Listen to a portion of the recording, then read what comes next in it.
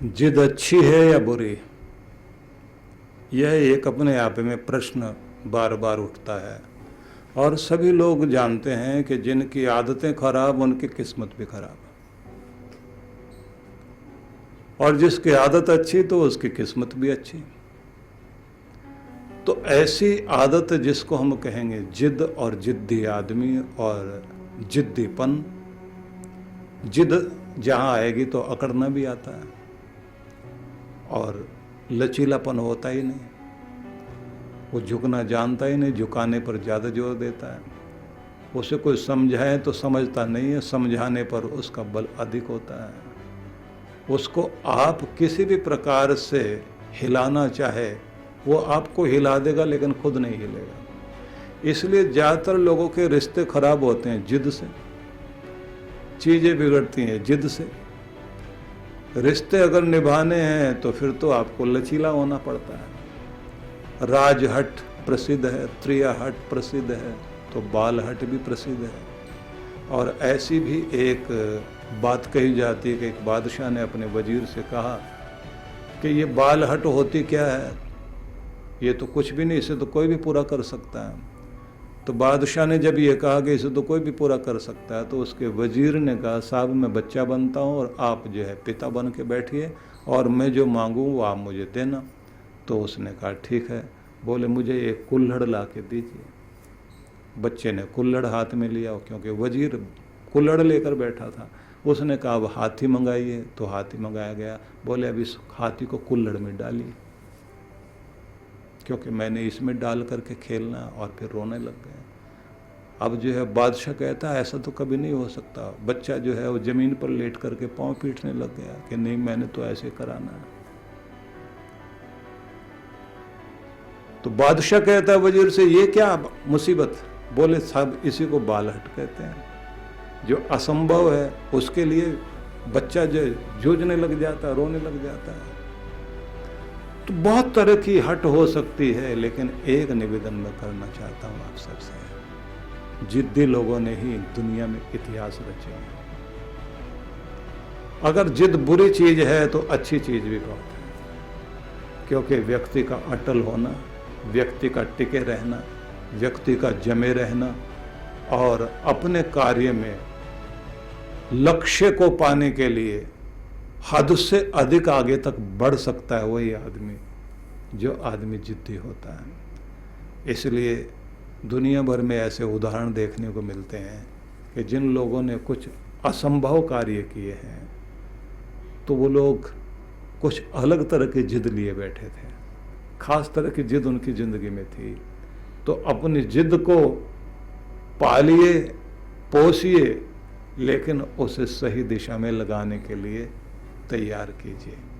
हाँ, उस जिद को जहाँ इस्तेमाल करना है, जहाँ प्रयोग करना है, अगर आपको वहाँ प्रयोग करना आ गया तो समझ लीजिए आप इतिहास रच सकते हैं। लेकिन जब ये जिद आती है तो आती तभी है जब प्राणों में आग लगती है, जब आपके अंदर एक खलबली मच जाती है, जब आपके अंदर एक बात आ जाती है कुछ भी हो ये तो मैंने पूरा करना ही है। दुष्ट लोगों के अंदर एक जिद आ जाए दुष्टता करने की, खुद मिट जाएंगे लेकिन न जाने किस किस को मिटा के छोड़ देंगे। लेकिन एक अच्छा आदमी भी अगर किसी अच्छी चीज़ को अपने जीवन में लेकर के आता है, जैसे हम लोग देखते हैं कि गांधी जी को ट्रेन से अफ्रीका में बाहर निकल जाने के लिए मजबूर किया गया था। पहली क्लास का टिकट होने के बाद भी कहा गया कि आप अंग्रेज़ों के साथ में यहाँ नहीं बैठ सकते, काली चमड़े वालों के लिए ये जगह नहीं है। और उनको कहा था कि आप को ये अधिकार नहीं, भले ही आपके पास टिकट है।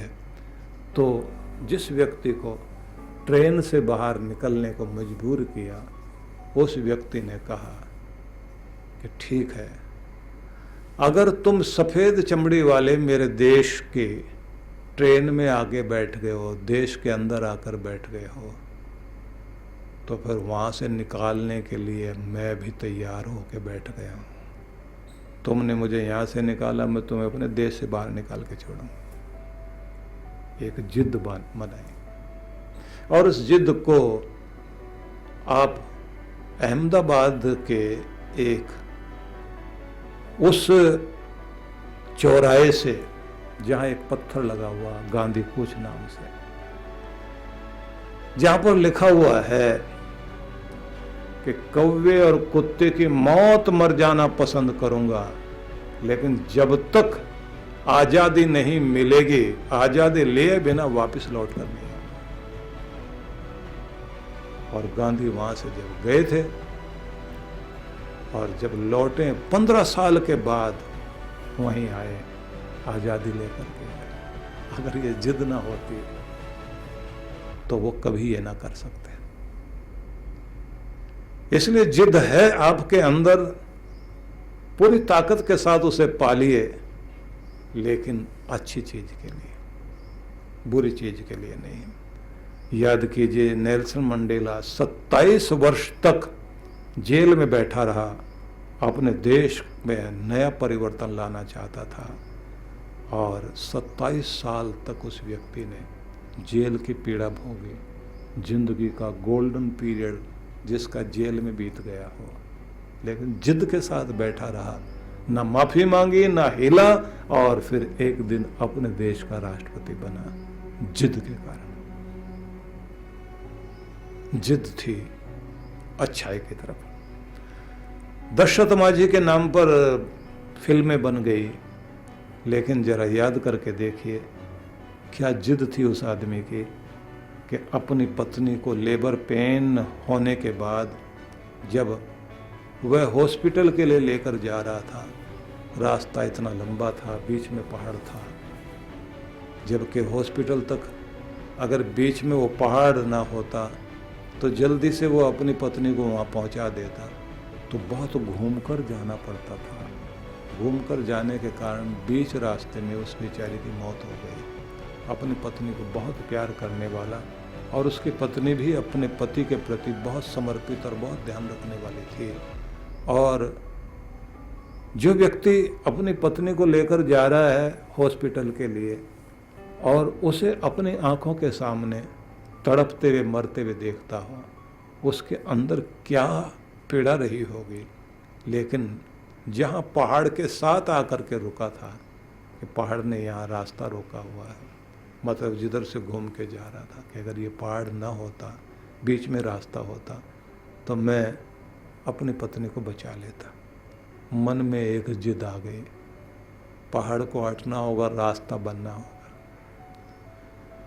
गवर्नमेंट के पास जाकर एप्लीकेशन दी, दुनिया भर में जाकर नेताओं के पास जाकर प्रार्थना की, लेकिन किसी ने नहीं सुनी। और उसके बाद उसने अपने हाथ में कुदाल उठा लिया कि मैं खुद रास्ता बनाऊंगा।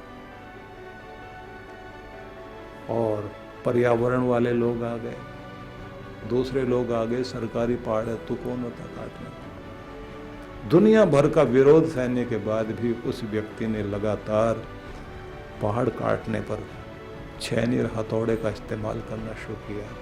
उसकी पूरी कहानी न कह करके आपको कहना चाहता हूँ, 22 साल कोई व्यक्ति छेनी हथौड़ा लेकर के खड़ा हो गया हो। अगर उसके अंदर वो जिद ना होती तो आदमी कभी भी टूट कर बैठ जाता। उसकी जिद थी जिसने काट करके पहाड़ को रास्ता बनाया। और हिंदुस्तान के अंदर बहुत सारे दशरथ माझी हैं। इसलिए मैं ये कहना चाहता हूँ कि खराब आदत खराब किस्मत को जन्म देती है। जिद न जाने कितने घरों को और कितने रिश्तों को तबाह कर देती है। लेकिन जिद को अगर सही दिशा में किसी ने लगा लिया तो समझ लीजिए उस आदमी ने दुनिया में इतिहास रच दिया। इसलिए मेरा निवेदन यही है कि हम अपनी उस जिद को अपनाएं। और अगर हम एक और उदाहरण सामने रखना चाहते हैं तो एक उदाहरण और ले सकते हैं। हमारे बराबर के पड़ोसी देश की एक छोटी सी बच्ची, 12 साल की बच्ची थी, मलाला यूसुफ, जिसने पढ़ाई करने का मन में संकल्प लिया था और उसको रोका गया क्योंकि पड़ोसी देश में लड़कियों को नहीं पढ़ने देने के लिए बहुत सारे ऐसे कट्टरपंथी लोग हैं और जिन लोगों ने आतंक की राह पकड़ी हुई है। उन लोगों ने मना किया, लड़कियों को पढ़ने के लिए नहीं भेजा जाना है। न जाने कौन सी दुनिया में जीते हैं।